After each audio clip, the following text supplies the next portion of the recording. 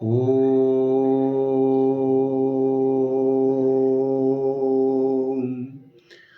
एषभिर्सा वृषव्रतः पवमानो वस स्तः करुद्वसूनि दासुषे।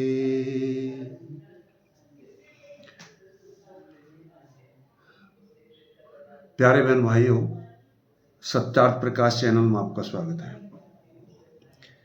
जैसा कि आप सबको विदित है कि अभी दीपावली का पर्व है और सब दीपावली मना रहे हैं, हर्षित हो रहे हैं। आखिर ये पर्व हमारे पूर्वजों ने जब रखा था, मनाया था, इसका क्या प्रयोजन था और हमको ये किस तरह मनाना चाहिए, आज इस विषय के ऊपर विशेष चर्चा करने जा रहे हैं। दीपावली का मतलब है कि दीप वाली, यानी दीप वाली, प्रकाश वाली।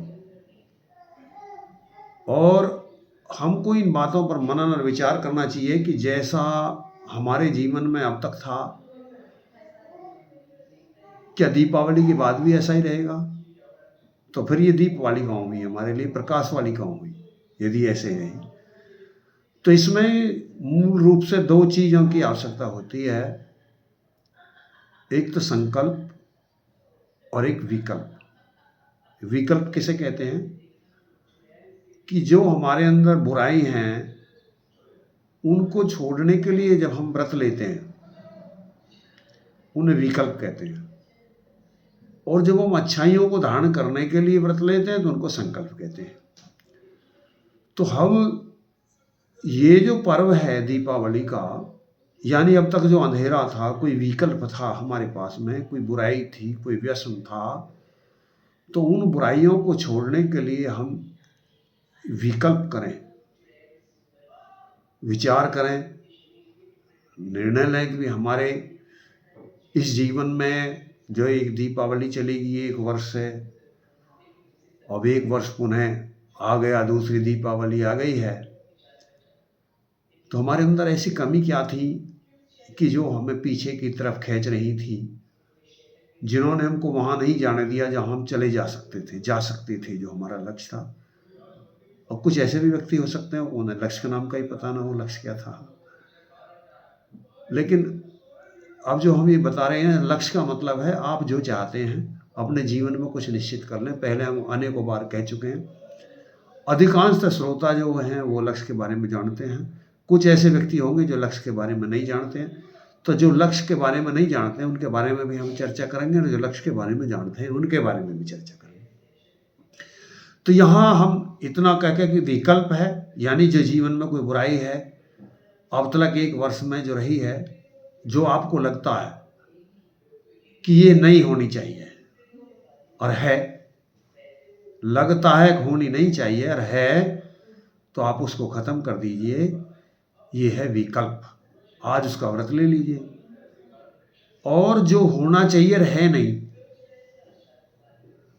जो होना तो चाहिए और वो है नहीं, तो उसके लिए व्रत ले लीजिए। ये है संकल्प। तो हमने जो अभी एक मंत्र बोला है, ये ऋग्वेद मंडल 9 है, सूक्त 62 है और मंत्र संख्या 11 है। देखो, बहुत ही गहन मंत्र है। जो व्यक्ति लक्ष्य नहीं जानते हैं, यानी जिनके जीवन में कोई लक्ष्य नहीं है, यानी ये मंत्र कह रहा है, एक ही शब्द आया है इसमें, वृषा। वृषा शब्द का मतलब है जो परमात्मा है वो कामनाओं की वृष्टि करता है। अब कामना क्या है? आपने ऐसा भी कहते सुना होगा, या अब तक आपकी ऐसी मानना, अवधारणा हो सकती है कि भाई हमको कामना नहीं करनी चाहिए, निष्काम रहना चाहिए। लेकिन जो ऐसा सोचते हैं कि हमको कामना नहीं करनी चाहिए, निष्काम रहना चाहिए, वो वेद से अनभिज्ञ हैं, महर्षि ज्ञान से अनभिज्ञ हैं और परमात्मा के उपदेश और आदेश से अनभिज्ञ हैं। महर्षि दयानंद जी वो कहते हैं जो वेद कहता, वेद वो कहता है जो परमात्मा हमारे लिए उपदेश करता है। यानी जैसा कि सर्वविदित है कि केवल वेद ही परमात्मा का ज्ञान है, परमात्मा की वाणी है, और उसी का पालन करके हम अपना जीवन सार्थक और सफल कर सकते हैं।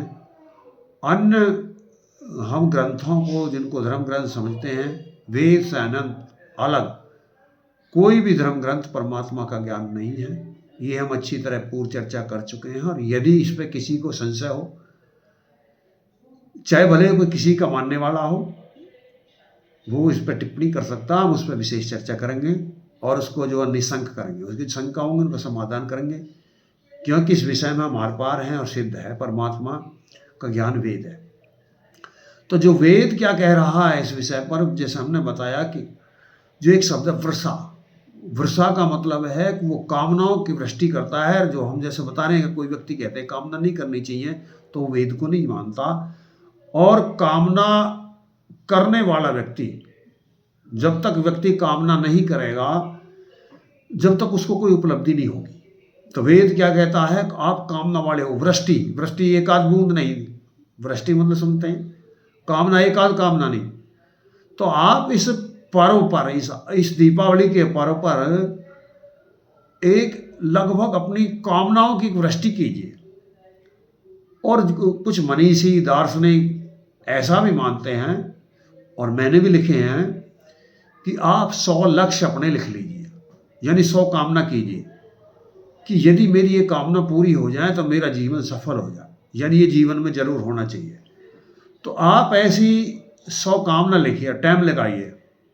जब आप सोचेंगे 10-20 तो आप आराम से लिख लेंगे, लेकिन जब आप देखेंगे कि आगे जा रहे हैं, तो यदि आपको 100 लिखने में दिक्कत हो तो आप 20 लिख लीजिए। वैसे अच्छा हो कि आप 100 लिखें।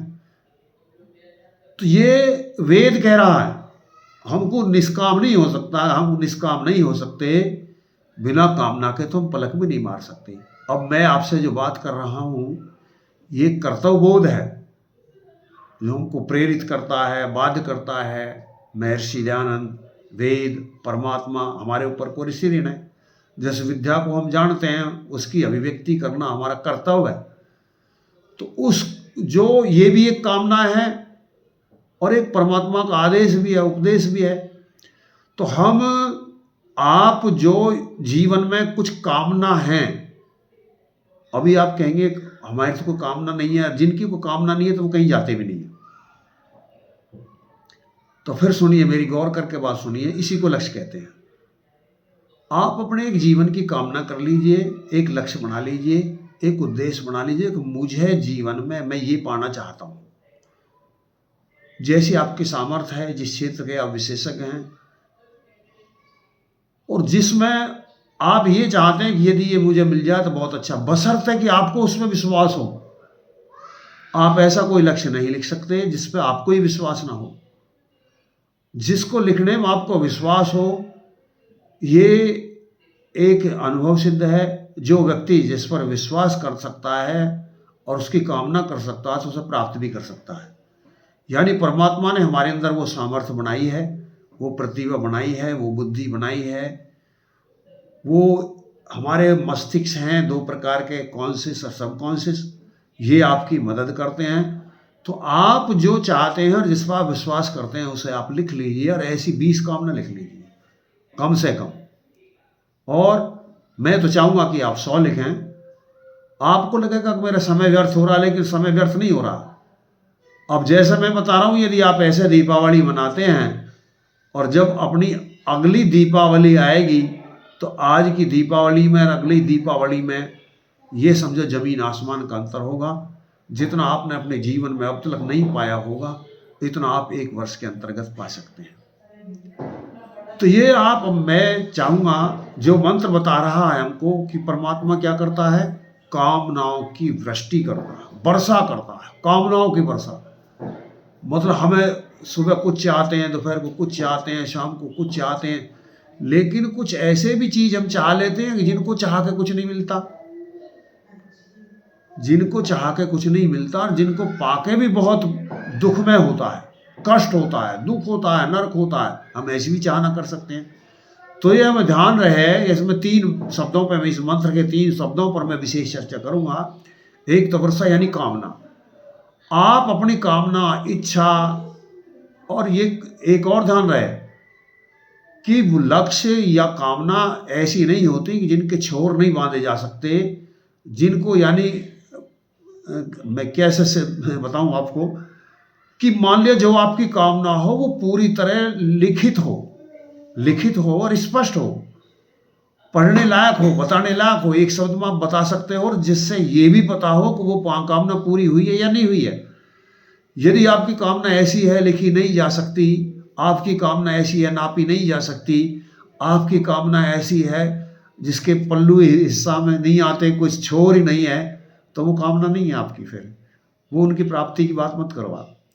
तो यानी आप जिसको आपको पता लग जाए कि मेरी ये कामना थी, ये पूरी हो गई और या पूरी नहीं हुई, तो उन्हें कामना आप किस श्रेणी में आप ले सकते हैं। तो आप ऐसी 100 कामना लिखिए, कॉपी ले लीजिए, डायरी ले लीजिए और देखिए जीवन जीने का आनंद देखिए। आप अपने तरीका से जीवन जीते रहे हैं, अब के वेद के तरीका से जीवन जीने की शैली अपनाइए। वेद क्या कहता है? तो वेद कहता है कि जो कामनाएं हैं अपनी, जो वृष्टि करता है, कामनाओं की वर्षा कीजिए।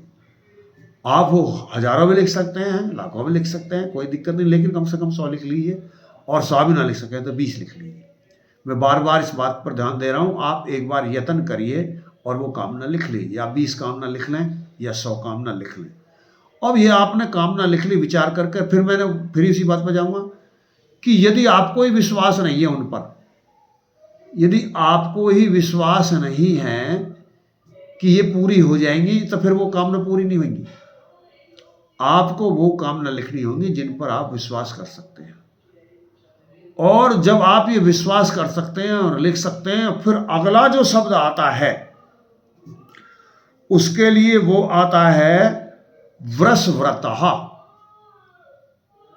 पहला शब्द आपने कामनाओं का वृषा शब्द था, और जो अगला शब्द है वो है वृषव्रतः। वृषव्रत है जो आपने कामना कर ली।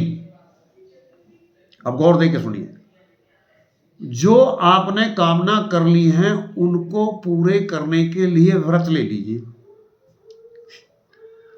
ऐसा नहीं कि आपने लिख लिया और बस आपकी कामना पूरी हो जाएंगी। अगला मंत्र में अगला शब्द आता है वृषव्रतः, यानी आपको व्रतों में बंधना है। आज संकल्पित होना है कि ये जो मेरी कामना है उनमें कुछ आपकी कामना ऐसी होंगी जो हो सकता है आज ही तय की हो और आज ही पूरी हो जाए, कुछ उसमें ऐसी हो सकती है जो साप्ताहिक हो, कुछ ऐसी हो सकती है जो पाक्षिक हो यानी 15 दिन में पूरी हो जाए, कुछ ऐसी हो सकती हैं जो 1 महीने में पूरी हो, तिमाही में पूरी हो, छमाही में पूरी हो, या वर्ष में पूरी हो, या आपके जीवन में पूरी हो। आपके जीवन का कोई लक्ष्य नहीं है तो आप जीवन का भी लक्ष्य बना लीजिए। 5 वर्ष की योजना भी आप बना सकते हैं, 10 वर्ष की योजना भी बना सकते हैं। आज हम 1 वर्ष की बात करें, दीपावली तक, तो वो आप लक्ष्य लिख लीजिए, 1 वर्ष के लक्ष्य आप लिख लीजिए। तो यहाँ उन्हें पूरी करने की बात करिए। अब आपको क्या लिखा आपने? पहले मंत्र बताया, वर्षा मंत्र शब्द आया, और उसका मतलब है कामनाओं की वर्षा करो, लिखो। फिर दूसरा वर्षव्रत है, जो ये उनको पूरा करने का संकल्प लीजिए। अब संकल्प कैसे लेंगे? अवधि लिखेंगे उनकी कि भाई मुझे ये जो मेरी ये कामना है ये उस तारीख तक पूरी हो जानी चाहिए।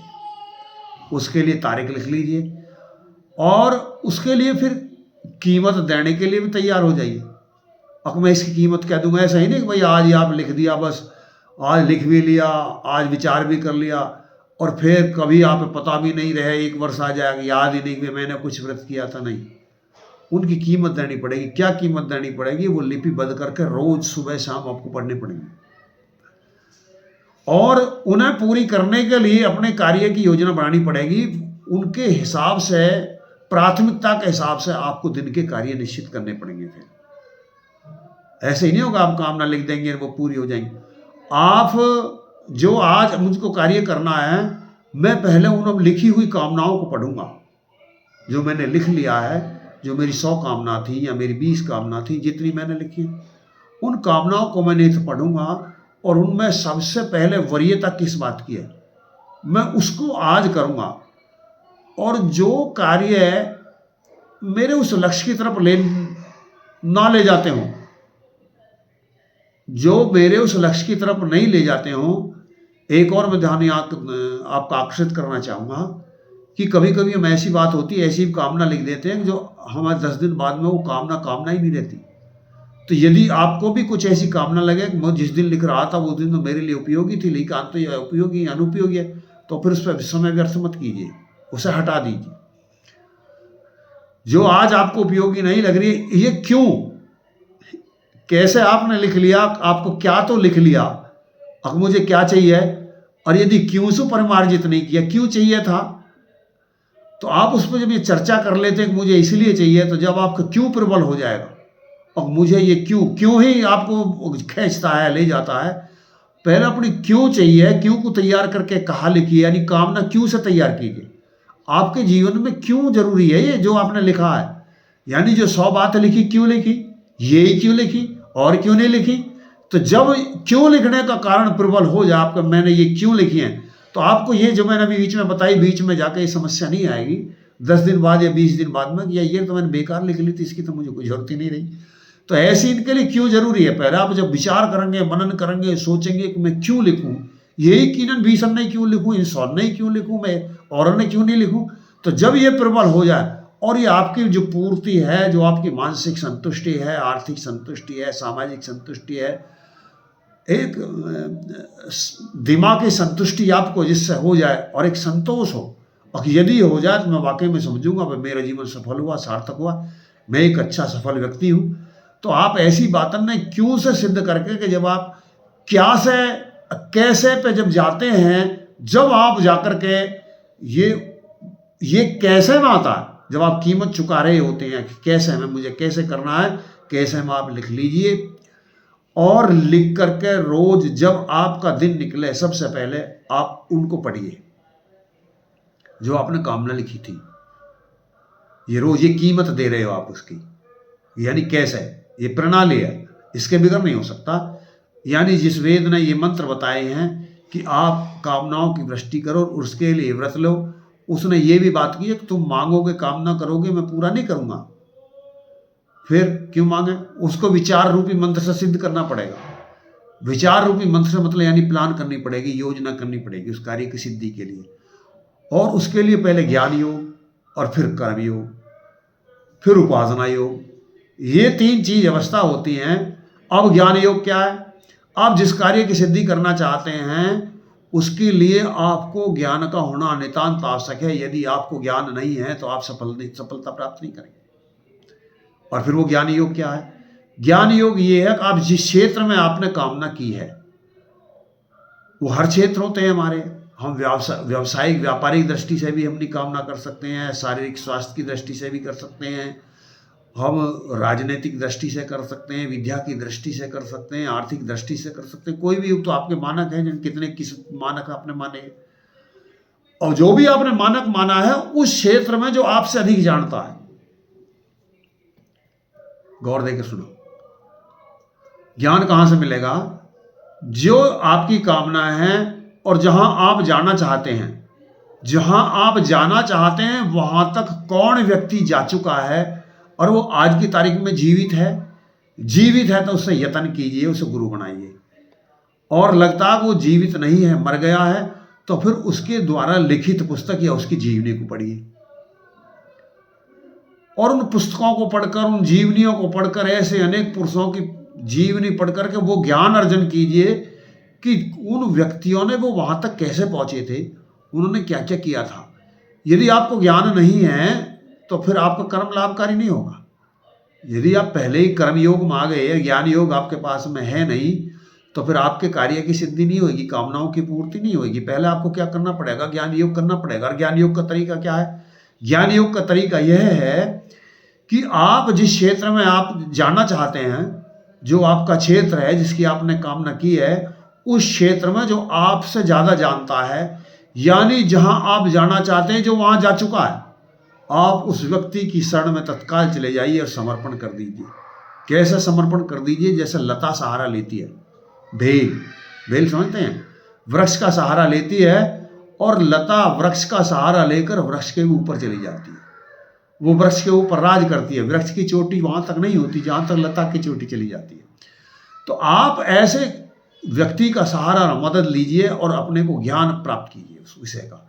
जब वो ये ज्ञान योग के अंतर्गत आता, जैसे मैंने बता दिया कि यदि वो जीवित है तो आप बिल्कुल पूरा यत्न कीजिए और वो एक ही व्यक्ति नहीं हो सकता, वो अनेक व्यक्ति हो सकते हैं। देखो ये जो हमारे पर्व आते हैं, अमावस्या आती है, पूर्णमासी आती है, ये सब हमारे बहुत उन्नति के आधार हैं। अमावस्या क्या है कि जो अब वो जिस व्यक्ति के पास आप जानना चाहते हैं जो जीवित है, जो जीवित व्यक्ति है, अमावस्या के दिन यानी महीने में एक बार उसको अपने घर पर आमंत्रित कीजिए और अपने घर पर उसके खाने के लिए, उसको मोहने के लिए, प्रसन्न करने के लिए, चाहे आपको कोई भी स्वर्ण आदि पदार्थ देना हो, वस्त्र देने हो, प्रिय वचन देना हो, चाहे वो वायुयान से भी लाना हो। अब जैसे आपके पास में साधन है, जैसा आपका विशेषज्ञता की आवश्यकता है, उसी अनुसार आप अपने उस विशेषज्ञ का चयन कीजिए और यत्न कीजिए कि अमावस्या के दिन यानी महीना में एक बार उसको अपने घर पर बुलाइए और अपने घर पर बुला करके उसकी जितनी यथा सामर्थ्य सेवा कीजिए, उसको प्रसन्न कीजिए और प्रसन्न करके फिर वो गुण उनसे ग्रहण कर लीजिए। और जब हर महीना में एक पूर्णमासी आती है तो उस पूर्णमासी के दिन कुछ ऐसे भी व्यक्ति होंगे जो आपके घर नहीं आ पाएंगे, लेकिन वो व्यक्ति ऐसे हो सकते हैं कि ये उनके घर आप जा सकते हैं। आग्रह समय टाइम लेकर के एक महीने में आग्रह कीजिए, विनम्रता कीजिए, नम्रता कीजिए, जो भी है जिस भी तरह, और उनसे मिलने का यत्न कीजिए और महीने में एक बार उनसे जाकर के मिलिए, उनसे रिक्वेस्ट कीजिए, उनसे प्रार्थना कीजिए, समर्पण कीजिए और उस क्षेत्र की विशेषज्ञता हासिल कर लीजिए जिस क्षेत्र में आप जाना चाहते हैं। तो ये एक तरीका है। और दूसरा तरीका मैंने बताया कि वो उपलब्ध तो है नहीं। अब जैसे हम महर्षि दयानंद के बारे में जैसा आप जानेंगे कि भाई हम महर्षि दयानंद से प्रेरणा लेना चाहते हैं। अब महर्षि दयानंद तो आज दुनिया में है नहीं, लेकिन आज महर्षि दयानंद के लिखे ग्रंथ तो दुनिया में है। हमने भी, हमारा ये दुर्भाग्य कहो कि हमने महर्षि दयानंद को देखा तो है नहीं, लेकिन ये सौभाग्य है हमारा कि महर्षि दयानंद के रचित ग्रंथ हमारे पास में है और हमें परमात्मा के द्वारा दी हुई सद्बुद्धि है कि हम उनको पढ़ते हैं और उनको समझ लेते हैं। तो आप भी, कोई भी व्यक्ति आप ले सकते हैं अपने क्षेत्र का, और यदि आप अपने को बहुगामी बनाना चाहते हैं, हर विषय में पारंगत होना चाहते हैं, तो एक ऐसा महर्षि दयानंद ही है, एक ऐसा महर्षि दयानंद ही है जो आपको हर विषय में पारंगत कर सकता है। और आप किसी भी विषय को लेकर के, किसी भी समस्या को लेकर के, किसी भी शंका को लेकर के महर्षि दयानंद के पास में आइए। ये दुनिया में कोई और पुरुष नहीं है जिसके पास में ये सब संभव हो, जिसके पास में साधन नहीं है, लेकिन महर्षि दयानंद के पास में सब चीजें हैं। वो शब्द कोश है, वो ज्ञान कोश है, वो कर्म योग है, वो विज्ञान योग है, सबले योग उस महापुरुष महर्षि दयानंद के पास में। आप उसकी शरण में आ जाइए, उनके ग्रंथों को पढ़िए। जैसे वेदों के ज्ञान परमात्मा का है, अब मैं आपको वहीं से तो बता रहा हूँ ये सब बातें। तो आप अमावस्या में, पूर्णमासी पे, जैसे यदि वो व्यक्ति जीवित नहीं है तो आप उनके ग्रंथों को पढ़िए। वो कोई भी हो सकता है, वो देशी हो, विदेशी हो। यदि आप आर्थिक दृष्टि से आगे बढ़ना चाहते हैं और आपको बहुत एक अच्छे कुशल दार्शनिक विशेषज्ञ की आवश्यकता है, तो एक बहुत अच्छे दार्शनिक नेपोलियन हिल भी हैं और उन्होंने एक पुस्तक लिखी है, सोचिए और अमीर बनिए। मैं आपसे चाहूँगा कि आप उस पुस्तक को जरूर पढ़ें। एक और बहुत अच्छे राइटर हुए हैं, ब्रायन ट्रेसी, वो भी अमेरिका के ही हैं। उन्होंने भी एक पुस्तक लिखी है, लक्ष्य। ऐसी तो बहुत अनेक पुस्तक मैं जानता हूँ, मैंने पढ़ी हैं, लेकिन आप ज़्यादा नहीं पढ़ पाओ, उन्होंने पढ़ लीजिए। वैसे महर्षि दयानंद को आप पढ़ लें तो इन पुस्तकों को पढ़ने की आवश्यकता नहीं पड़ेगी आपको। महर्षि दयानंद के पास में जो सौदा है, इनके पास में आंशिक है और वो एक समुद्र है। ये एक, हम ऐसा कह सकते हैं कि ये भी एक नदी की तरह है और महर्षि दयानंद एक समुद्र की तरह है। महर्षि दयानंद के पास में सब विषय का पारंगत ज्ञान है और इन लोगों के पास में एक आंशिक विषय का ज्ञान है, ये पारंगत ज्ञान नहीं है। यानी जो दो विद्या हैं, एक पराविद्या है, एक अपराविद्या है। महर्षि दयानंद के पास में दोनों विद्या हैं और इनके पास में दोनों विद्या नहीं है। इनको कोशिश की है, यत्न की है, उन्होंने यत्न अच्छा किया है। मैं उनकी निंदा नहीं कर रहा हूँ, मैं प्रस्तुति कर रहा हूँ, स्तुति कर रहा हूँ और बता रहा हूँ आपको, लेकिन वो महर्षि दयानंद के तुल्य नहीं हो सकते, ये विषय अलग है। तो आप ऐसे महापुरुषों की पुस्तक पढ़िए, जीवनी पढ़िए और अपने ज्ञान योग को बढ़ाइए। अब ये ज्ञान योग क्यों बढ़ा रहे हो? आपने कामना लिखी थी, विषय से ना भटक जाए, हम ध्यान रहे हैं। हम जा रहे हैं, क्यों जा रहे हैं? हम जीवनी क्यों पढ़ रहे हैं? कामना क्यों कर रहे हैं? हम किताबों को क्यों पढ़ रहे हैं? अपना समय क्यों लगाने का? हमने कामना पूर्ति नहीं, हम तो नहीं पढ़ते।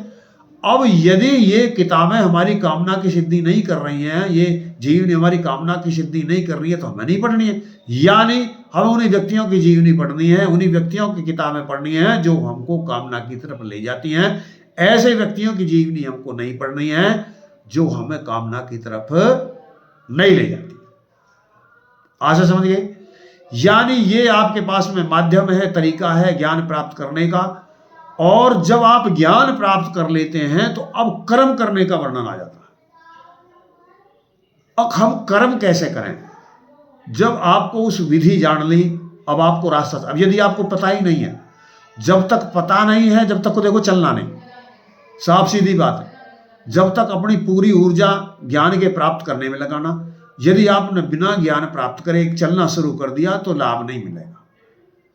आप जिस क्षेत्र में चलना चाहते हैं, मैं अपने क्षेत्र ने चयन किया, क्षेत्र आपने चयन किया है, आपने जिस क्षेत्र का भी चयन किया है, कोई भी क्षेत्र आपकी मर्जी का है, आपने चुना है, आपको अच्छा लगता है, आपको सफलता आपकी सफलता मानते हो, उन्नति को आप अपनी उन्नति मानते हो और उसमें हर्षित हो, आनंदित हो, सब कुछ आपने चाहा है, इसलिए आपने चुना है। लेकिन जब आपने जो चुन लिया, मैं उसी की बात कर रहा हूं, मैं अपनी चुने की बात नहीं कर रहा हूं, जो आपने चुन लिया, यदि उसमें पूरा ज्ञान नहीं है चलने का, जब तक आपको लग रहा भाई मैं ज्ञान नहीं है, मैं कैसे चलूं, मुझे रास्ता पता होना चाहिए, तो जब तक रास्ता पूछते रहिए, फिर वहीं जाइए उन्हीं व्यक्तियों के पास में। कौन?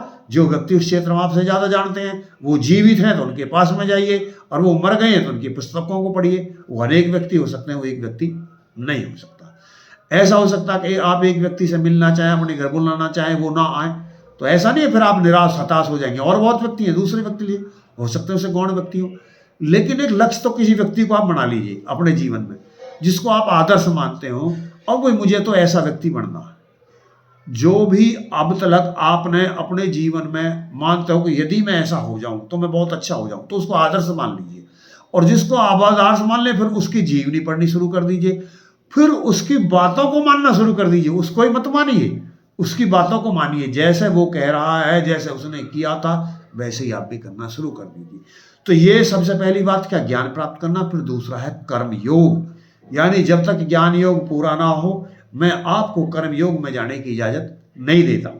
पहले आप ज्ञान योग प्राप्त कीजिए। यदि आपका कोई क्षेत्र ऐसा है और मैं उसमें कोई आपका सहयोगी हो सकता हूं, तो मैं जरूर आपका सहयोग करूंगा। आप टिप्पणी लिख दीजिए और बताइए, मैं या तो आपको ऐसी पुस्तक के बारे में बताऊंगा या उसकी व्यवस्था भी करवाऊंगा मेरे पास में। यदि आपको नहीं मिल रही है तो मैं कोशिश करूंगा मैं आपकी हेल्प कर सकूं, और मैं ऐसे व्यक्ति से भी मिलाने की आपको यत्न करूंगा जो आपका क्षेत्र है। यदि वो जीवित है तो मैं उससे रिक्वेस्ट करूंगा कि वो आपकी मदद करें। तो ये ज्ञान योग आप प्राप्त कर लीजिए। अब दूसरा जो आता है वो है कर्म योग। कर्म योग क्या है? कर्म योग में मैं जैसे बता रहा हूं, कर्म करना। यदि आपने कर्म नहीं किया तो ज्ञान योग बेकार, निरर्थक, कोई लाभ नहीं है। और ज्ञान योग नहीं है तो कर्म योग बेकार है। लेकिन वो पहली सीढ़ी है। अब आप पहली सीढ़ी चल चुके हैं, आपको ज्ञान हो गया है, आपको भी विश्वास है अपने ऊपर कि मैंने रास्ते का पता, मुझे चल देना चाहिए। जब आपको ये बोध हो गया कि मुझे रास्ते का पता तो चल देना चाहिए, फिर मैं बता रहा हूं कि चलना कैसे चाहिए। आप रोज की दिन निकलते ही सबसे पहला काम आपका ये होना चाहिए कि जो आपने कामना लिखी है उनको पढ़ लीजिए। जब आप उनको जोर से पढ़िए, मन में मत पढ़िए, जोर से पढ़िए सुना करके। और जब उन्हें जोर से पढ़ें आप, तो फिर आप ये देखिए तो आज मैं इन्हें प्राप्त करने के लिए क्या कर सकता हूं, यानी आज मुझे इन्हें प्राप्त करने के लिए क्या क्या करना चाहिए, उन्हें आप वरीयता के हिसाब से लिख लीजिए। ऐसा भी हो सकता है उन्हें आप ABC श्रेणी में लिख सकते हैं। कभी कभी हम ऐसा होते हैं कि लिखते चले जाते हैं और लगता है कि हमारा समय उस बात में ज़्यादा खर्च हो गया जो हमारे लिए इतना उपयोगी नहीं था, और जो हमारे लिए उपयोगी था उसे हम कर ही नहीं पाए। तो आप जो भी आपके कार्य आज के लिखे जा रहे हैं उनकी श्रेणी लिख लीजिए। या तो आप फर्स्ट सेकंड थर्ड लिख दीजिए या ABC लिख लीजिए। यानी A में सबसे पहले मुझे क्या करना, उनको वरीयता के हिसाब से अंक दे दीजिए। जितने आप, मान लिया आप एक दिन के 20 काम लिखना चाहते हैं, 10 लिखना चाहते हैं, 5 लिखना चाहते हैं, तो सबसे पहले मुझे क्या कार्य करना उसको लिखिए, उसे A की श्रेणी में लिख लीजिए और A में भी नंबर 1 पे लिख लीजिए। तो इस तरह आप अपनी प्राथमिकता से अपने कार्य के दिन के कार्यों को लिख लीजिए। ये ऐसी प्राथमिकता आप हफ्ता के कार्यों में भी दे सकते हैं, पाक्षिक कार्यों में भी दे सकते हैं, मासिक कार्यों में भी दे सकते हैं।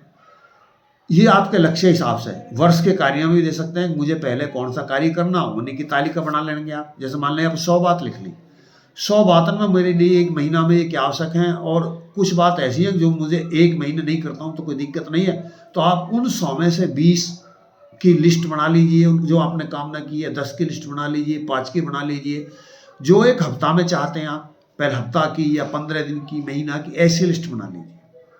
और मेरे ये हफ्ता के कार्य अनिवार्य हैं, उनकी लिस्ट बना लीजिए। फिर आप उनको पढ़िए, उन हफ्ता वाले कार्यों को पढ़िए, पढ़ते उन्हें भी दीजिए, वो विस्मरण ना हो जाए। हम भूल जाते हैं, इसलिए हमारी सिद्धि नहीं होती है। तो आप उनको लिख लीजिए। फिर वरीयता के हिसाब से मुझे जो ABC या फर्स्ट सेकंड थर्ड या 1 2 3 4 जो आपने अंक दिए हैं, उनके अनुसार आपको दिन के कार्य करने हैं, और मुझे आज इतने कार्य करने हैं। अब आपने जो अपने कार्य निर्धारित किए हैं, कोई व्यक्ति, कोई भी आपका मित्र, कोई भी रिश्तेदार, कोई भी सगा संबंधी यदि आपके लक्ष्यों से भटकाता है, अब गौर देख सुनिए, तो ना कहना भी सीख लीजिए। यदि आप हर वक्त यशमैन रहेंगे, बिना सोचे विचारे, काई ने भी कुछ बताया, काम भाव ने हाँ कह दी, तो फिर आपके जो जीवन की कामनाएं वो पूरी नहीं होंगी। आप फिर मतलब एक इस्तेमाल किए जाओगे, आप फिर इस्तेमाल किए जाओगे। आप जो एक आपने प्लान किया है, यदि उस प्लान के मुताबिक आपके कार्य हैं और उसके वो लक्ष्य की तरफ जा रहे हैं, वो अब यहां आपको ऐसा हो सकता है कि ये तो स्वार्थपणी बता रहे हैं, आर्य जी आप ये क्या कह रहे हैं। नहीं, यदि आपने लक्ष्य स्वार्थपण के बताए तो मैंने कब कही थी कि आप स्वार्थपण के लक्ष्य बनाइए, आपने परोपकार के लक्ष्य क्यों नहीं बनाए थे? लक्ष्य तो आप नहीं बनाए हैं ना, कैसे बनाए मुझे कोई पता नहीं, आपने स्वार्थपण के बताए हैं या परोपकार के बनाए हैं। तो जो जब आपने बना लिए हैं, देखो जब तक आप स्वतंत्रता थी, देखो लक्ष्य बनाने में आपकी स्वतंत्रता थी, कामना थी, लेकिन जब आपने अब लक्ष्य बना लिए हैं, अब उन्हें पाने के लिए आप परतंत्र हैं, आप विवश हैं, आप बाध्य हैं, जब भी आप वहां तक जा सकते हैं। क्योंकि आपको मान लिया आपने लक्ष्य बना लिया कि मुझे 100 किलोमीटर चलना है, और 100 किलोमीटर एक दिन में जाना है, या 100 किलोमीटर मुझे 5 दिन में जाना है, या 100 किलोमीटर मुझे 20 दिन, जितने दिन में भी जाना है, आप वो लिख लेंगे। तो आपको उतनी दूरी उसी हिसाब से एक दिन में करनी पड़ेगी। माना कि आप 5 दिन में जाना चाहते हैं, पैदल आपकी यात्रा है, और आपने माना कि मैं 100 किलोमीटर जाऊंगा, तो आपको एक दिन में 20 किलोमीटर चलना पड़ेगा। मैं ये कहना चाह रहा हूं। और यदि आप 20 किलोमीटर नहीं चलते हैं, तो फिर आप अपने 100 किलोमीटर के लक्ष्य पे नहीं जाएंगे। जैसे अब मैंने जो यहाँ कही थी कि आपको मना करनी पड़ेगी, माना कि आपका लक्ष्य एक दिन में 20 किलोमीटर जाने का, एक दिशा में जिधर आप जा रहे हैं, लेकिन आपके मित्र या किसी रिश्तेदार द्वारा आपको ऐसा कार्य बता दिया गया, अब जो आपको 20 किलोमीटर और दूसरी विपरीत दिशा में ले गया, तो अब या तो कल को आपको 40 किलोमीटर चलना पड़ेगा, या फिर आप लक्ष्य पर नहीं पहुंच पाएंगे। अब दो ही तरीका है, या तो आप अगले दिन 40 किलोमीटर चलें, या फिर उस विपरीत दिशा में ना जाएं, यदि आपको लक्ष्य पे जाना है। तो ये बाध्यता है, व्यवस्था है। हाँ, आप जो जितना आवश्यक है समझ के, बुद्धि विवेक पूर्वक, यदि आप देखो साधारण में, सामान्य में, असामान्य में, ये सामान्य की बात में नहीं कर रहा हूं। सामान्य व्यक्ति तो पूरे दिन ताश भी खेल सकते हैं, सवले दिन खाट में भी लोटे रह सकते हैं, तो उनके लिए ये बातें नहीं हो रही है। ये तो विशेष व्यक्तियों के लिए बातें हो रही हैं। जो व्यक्ति अपनी उन्नति और प्रगति चाहते हैं, ये उन सबके लिए बातें हैं। उनके लिए एक क्षण बहुत कीमती होता है, एक एक दिन बहुत कीमती होता है, उनको एक एक दिन में बहुत काम करना होता है। तो मैं उनके लिए ये बात करता हूँ, उनका एक क्षण भी, 1 घंटा भी, 1 मिनट भी व्यर्थ नहीं जानी चाहिए, रोज का समय का उपयोग होना चाहिए। तो मैं इसलिए ये आपको बात बता रहा हूँ।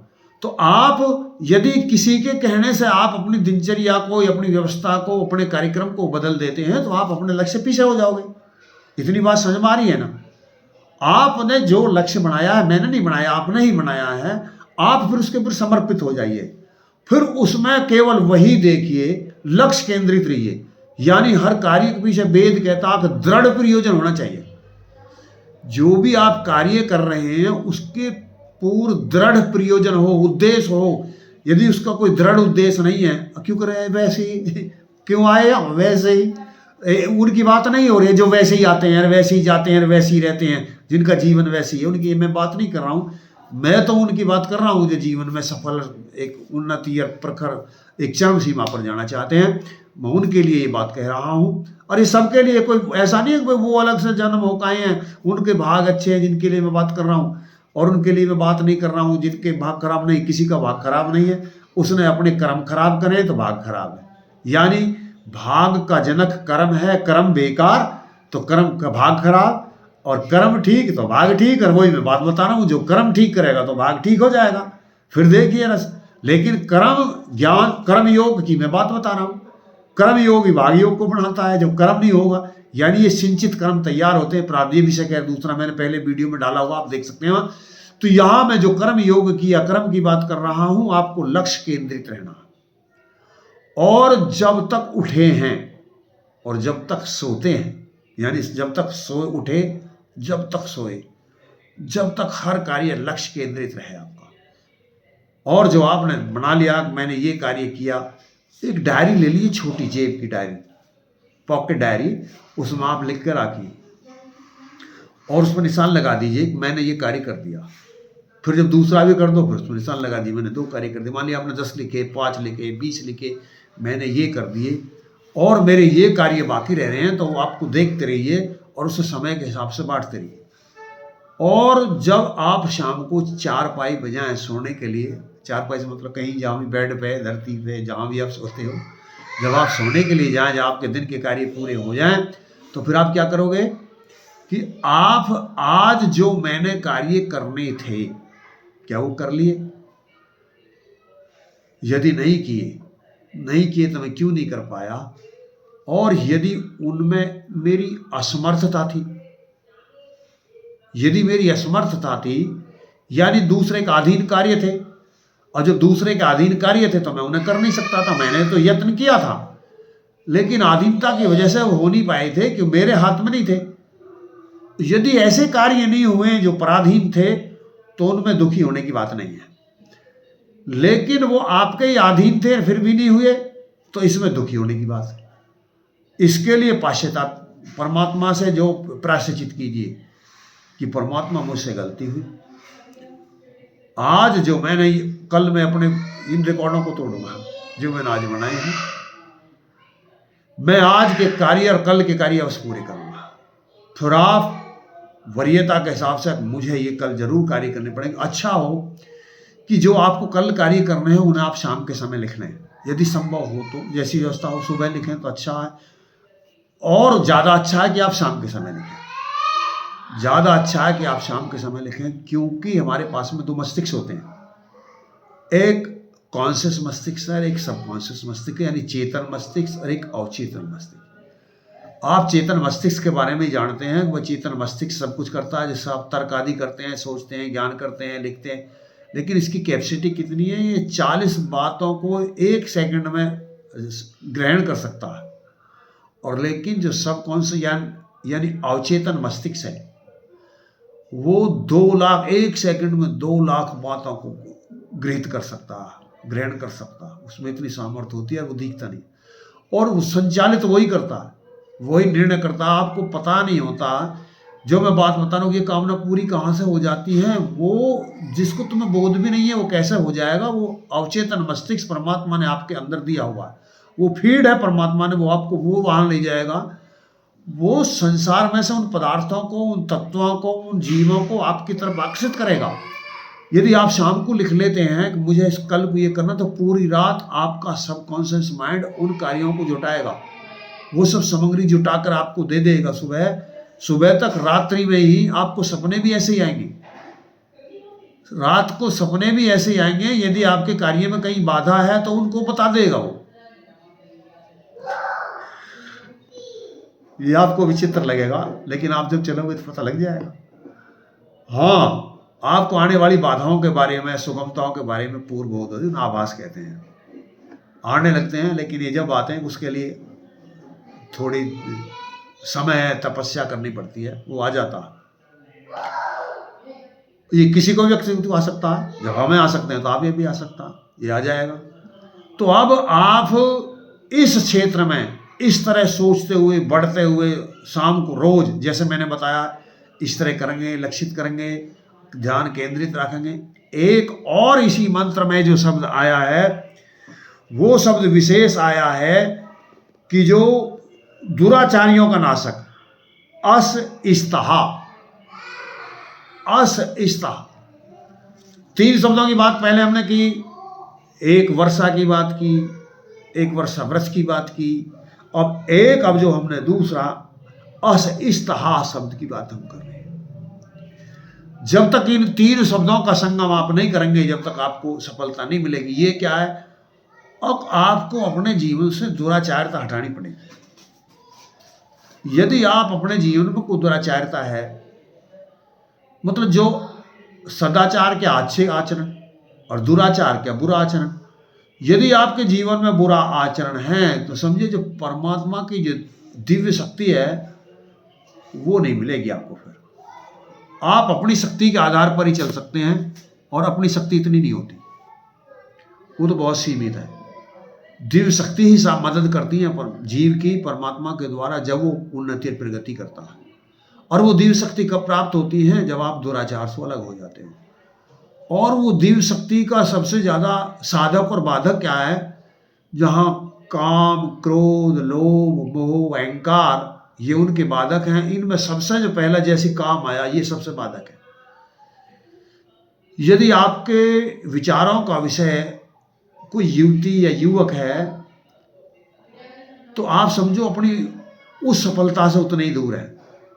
और हो सकता है कि यदि आपका कामना का विषय ही कोई युवती या युवक हो तो फिर ठीक है, आपकी कामनाएं ही किसी युवक और युवती को पाने की है तो फिर ये बुरी चीज नहीं है। लेकिन आपका उद्देश्य युवक और युवती पाना नहीं है और फिर आप काम का चिंतन करते हैं, इसमें ब्रह्मचर्य की बहुत अहम भूमिका है। यदि आप कहेंगे कि इसमें इससे क्या संबंध हो सकता है? हाँ, इससे बहुत गहरा संबंध है। क्योंकि जो सिद्धि होती है, जैसे वेद ने बताया कि आपको विचार रूपी मंत्र से सिद्ध करना होता है, और विचार कहाँ से मिलते हैं? वो परमात्मा से मिलते हैं। और जब आप दुराचार की तरफ बढ़ जाते हो तो परमात्मा तो हाथ खींच लेता है, वो तो विचार देगा नहीं अपना। और जो आपका विचारों का विषय फिर परमात्मा नहीं रहा ना, आपका वो सब्जेक्ट रहा। मन की एक दुर्बलता है कि एक समय में एक काम कर सकता है, और इसकी ये गुण भी है, ये गुण भी है, ये दुर्बलता भी है। ये गुण ऐसा है, यदि आप एक ही विषय पर रहते हैं, एकाग्रता रहती है, यदि आपके पास में एकाग्रता रहती है तो आप उस विषय को साध लेते हैं। जैसे कि सूर्य की किरणें, एक आपका जैसे मेरे शीशा है, आप इसे ले लीजिए और सूर्य की किरणें की मात्रा जितना शीशा है, और शीशे में भी एक छोटा हिस्सा होता है, उस पर जितनी किरणों को यदि आप एक जगह लगा देते हैं तो देखो वस्त्र को जला देती है। और जो हमने बाल्यावस्था में देखा था, बीड़ी को सिलगा देती थी, बीड़ी में अग्नि लग जाती थी, बिना माचिस के आँख की इससे बीड़ी जलाई जाती थी, बीड़ी जलने लगती थी, बीड़ी से लग जाती थी। इतनी सी किरणों में इतनी शक्ति होती है। तो ऐसे ही मन में शक्ति होती है। मन में जो शक्ति होती है, यदि आप उसको केंद्रित कर लेते हैं, यदि आप उस शक्ति को, मन की शक्ति को केंद्रित कर लेते हैं और एक विषय पर लगा देते हैं, एक विषय पर यदि आप लगा देते हैं तो जैसे एक चश्मा में बंधी हुई किरण अग्नि लगा देती हैं, ऐसी आपकी उस कामना रूपी वाली उसको छेद देंगी, वो उसको सिद्धि कर देंगी। और यदि आपका विषय काम है, यानी वासना है, कोई युवक है, कोई युवती है, आपका विचार तो कट रहा है, हर क्षण बदल रहा है। एक बहुत ही डेल कार्नेगी नाम के अमेरिकी व्यवसायी हुए और बहुत धनी व्यक्ति हुए हैं। वो स्टील की दुनिया के बादशाह माने जाते थे और एक मजदूर थे। वो इतनी प्रोग्रेस उन व्यक्तियों ने की, और वो जो अपनी उसका आधार बताते हैं, उन्नति का आधार बताते हैं, वो कहते हैं अब यदि कोई व्यक्ति मात्र 5 मिनट एक विषय पर रह सकता है बिना दान भटकाए, रह सकता है तो वो जो जीवन में जो चाहता है वो प्राप्त कर सकता है। तो इसका महत्व समझिए। यदि आपका चिंतन दूसरा है, यानी आप अपनी अवनति के बारे में सोचते हैं, असफलता के बारे में सोचते हैं, ना प्राप्ति के बारे में सोचते हैं, तो समझो आप उतना समय व्यर्थ करते हैं, आप उन्नति से उतनी दूर चले जाते हैं। या आप जब आप उस विषय को छोड़ देंगे, जब आप जिस विषय को चाहते हैं उस विषय को छोड़ देंगे, जो अनचाहा विषय है, जिसे चाह नहीं रहे हो, देखो जिसे चाह रहे हो चिंतन उसी का तो करना पड़ेगा, लेकिन चाहते तो कुछ और हैं, चिंतन किसी अनचाहे विषय का कर रहे हैं, तो फिर आपकी मंजिल उतनी ही दूर हो जाती है। तो मेरे साथियों, आप सबसे ज्यादा जो इसमें घातक है, बाधक है, रोधक है, वो है वासनाओं संबंधी विचार। जब ये वासना संबंधी विचार मस्तिष्क में आते हैं तो ये फिर पूरे मस्तिष्क पर काबू कर लेते हैं और उस विषय के चिंतन को बंद कर देते हैं और उसी सब्जेक्ट बन जाते हैं। जब ये विषय, यदि आपका विषय मस्तिष्क का कोई युवक और युवती बन जाती है, या कोई घटना बन जाती है, या कोई काम कथा बन जाती है, या कोई काम वासना बन जाती है, तो फिर आप हमको समझो अपनी कामना से, उस कामना से दूर हो गए जो आपने सिद्ध की थी, जिसे आप चाहते हैं। तो ये आपको दुराचार को दूर करना होगा, यानी जो कर्म है मर्यादा में रहना होगा जब आप सफल होंगे, और इनका सेनापति बनना होगा, सैनिक नहीं। वेद कहता है, ये जो मैंने मंत्र आपको बताया है, ये मंत्र कह रहा कि आपको इस चीज का सेनापति बनना पड़ेगा। यानी जितने आपके अधीनस्थ हैं, आप जिस लक्ष्य पर जा रहे हो, अब हो सकता है वो कार्य आप अकेले कर रहे हो, ऐसा भी हो सकता है आपके अंतर्गत उसी कार्य करने के लिए 10 व्यक्तियों की टीम हो, ऐसा भी हो सकता है उस व्यक्ति को, उसी कार्य को करने के लिए आपके पास में 100 व्यक्तियों की टीम हो, या 1000 या 1 लाख व्यक्तियों की टीम हो। तो जितनी आपके पास में टीम है, आप अकेले हैं या आप बहुत व्यक्तियों का नेतृत्व कर रहे हैं, तो आपको सेनापति बनना पड़ेगा। यानी उस कार्य की सिद्धि के लिए एक सेना की आवश्यकता है, और वो सेना खड़ी आपको करनी पड़ेगी।